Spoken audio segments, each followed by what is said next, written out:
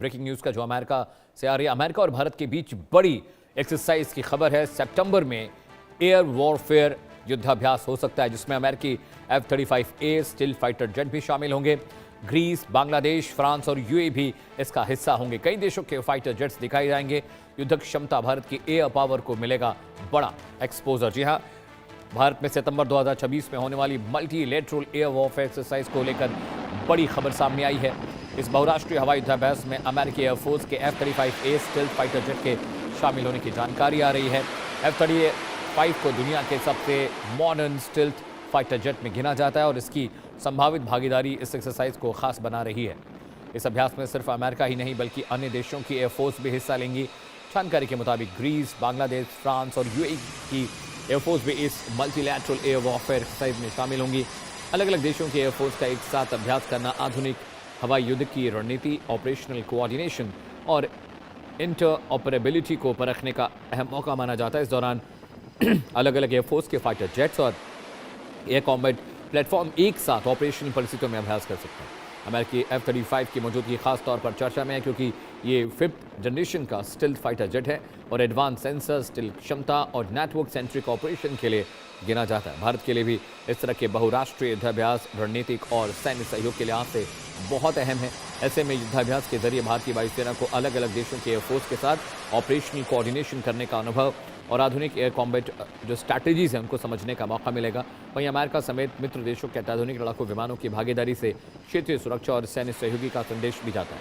सितंबर में होने वाली इस अभ्यास में किन किन एयरक्राफ्ट और प्लेटफॉर्म की अंतिम भागीदारी होगी, यह आधिकारिक जानकारी के बाद और साफ होगा। फिलहाल F-35 की संभावित मौजूदगी ने इस बहुराष्ट्रीय एयर वॉरफेयर एक्सरसाइज को खास बना दिया और रक्षा क्षेत्र की नज़र इस अभ्यास पर टिकी हुई है। इस वक्त की बड़ी खबर मैं आपको बता दूं, अमेरिका, भारत, ग्रीस, बांग्लादेश, कई देश मिलकर एक कॉम्बैट एक्सरसाइज करने जा रहे हैं। ये बहुत क्रूशियल है। ग्रुप कैप्टन यूके देवनाथ साहब मेरे साथ जुड़े हैं। सर, बहुत स्वागत है। जय हिंद। इस तरह की युद्धाभ्यास से सर कम से कम ये होता है कि जो नई टेक्नोलॉजीज़ हैं, जो कॉम्बैट ऑपरेशंस हैं और उनकी स्ट्रैटेजीज़ के बारे में हर देश का जो पायलट है, जो फाइटर्स हैं, वो जानते हैं, समझते हैं। तो ये कहीं ना कहीं उनके दिमाग को, उनके विजन को इन्हांस करता है सर। डेफिनेटली जब इंडियन एयरफोर्स ऐसी कोई एक्सरसाइज को ऑर्गेनाइज करती है, उसका मूल भाव ये होता है कि सभी देश आपस में एक दूसरे के इक्विपमेंट, एक दूसरे के टेक्निक, टेक्नोलॉजी और सबसे बड़ी बात है एक दूसरे के युद्ध लड़ने की जो तरकीबें हैं उससे सीखेंगी। अगर F-35 इस एक्सरसाइज के लिए आता है तो भारतीय पायलट्स के लिए बहुत सुनहरा मौका मिलेगा कि वह प्रैक्टिस कर पाएंगे कि F-35 जब आसमान में उड़ रहा है तो हमारे जो फाइटर विमान हैं जैसे सुखोई 30 है, मिराजेस है या तेजस, इनके जो एजिया रेडार हैं वो किस तरह से F-35 को पकड़ सकते हैं या नहीं पकड़ सकते हैं।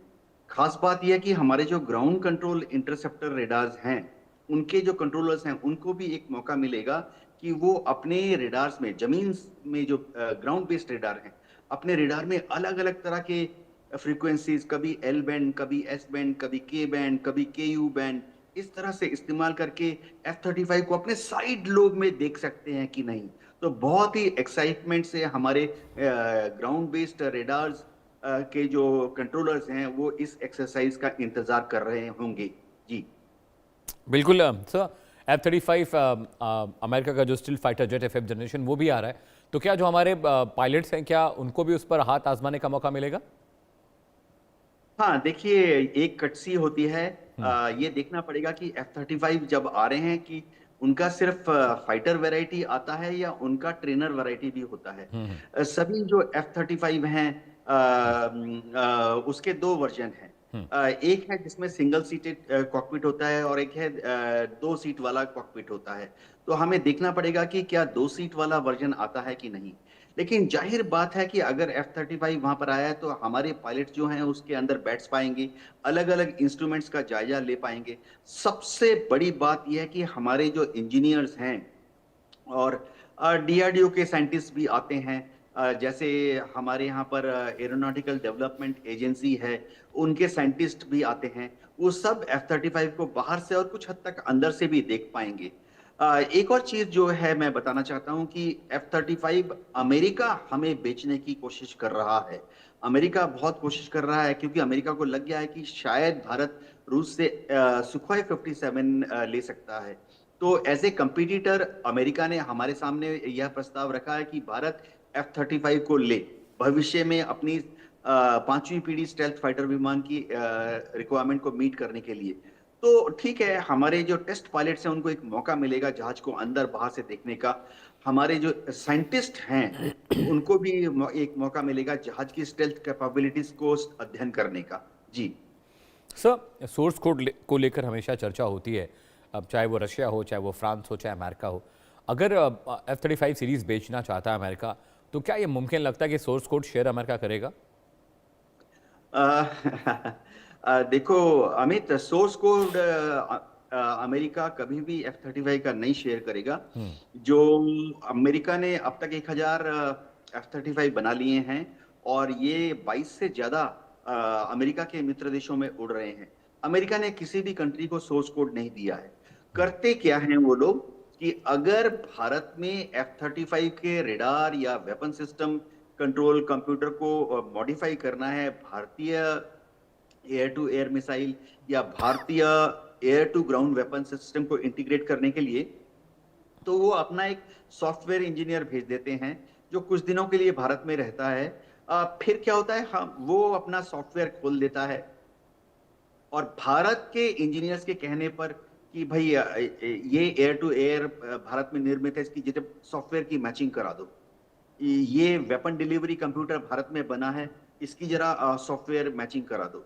तो अमेरिकन सॉफ्टवेयर इंजीनियर जो इंडिया में है, वो अपना सॉफ्टवेयर खोलकर, सोर्स कोड उसके पास है, सॉफ्टवेयर की मैचिंग करा देता है और फिर सॉफ्टवेयर को क्लोज कर देता है। तो होता क्या है कि सोर्स कोड उन्हीं के पास रहता है, वो सोर्स कोड हमारे लोगों को नहीं बताते, लेकिन हमारा जो पर्पस है वो मीट हो जाता है। जी। बिल्कुल सर, लेकिन इतनी बड़ी युद्धाभ्यास में, वॉर एक्सरसाइज में, ये बांग्लादेश जैसे देशों की भी शामिल होने की बात सामने आ रही है। ये थोड़ा सा समझ में नहीं आ रहा। यही सबसे बड़ी उपलब्धि होगी। देखिए अमित, अभी बांग्लादेश के साथ जो हमारे संबंध थे, जो कि शेख हसीना के टाइम पर शानदार थे, अब जरा ल्यूकवार्म हो गए हैं। ठीक ठाक है हमारे संबंध भारत और बांग्लादेश के बीच में, कोई जी। दुश्मनी अभी तक नहीं है। मैं बता देना चाहता हूं कि अभी भी बांग्लादेश की आर्मी, नेवी, एयरफोर्स के ऑफिसर्स इंडिया में ट्रेनिंग के लिए आते हैं और अभी भी हमारे जो आर्मी, नेवी, एयरफोर्स के ऑफिसर्स हैं वो बांग्लादेश में ट्रेनिंग के लिए जाते हैं।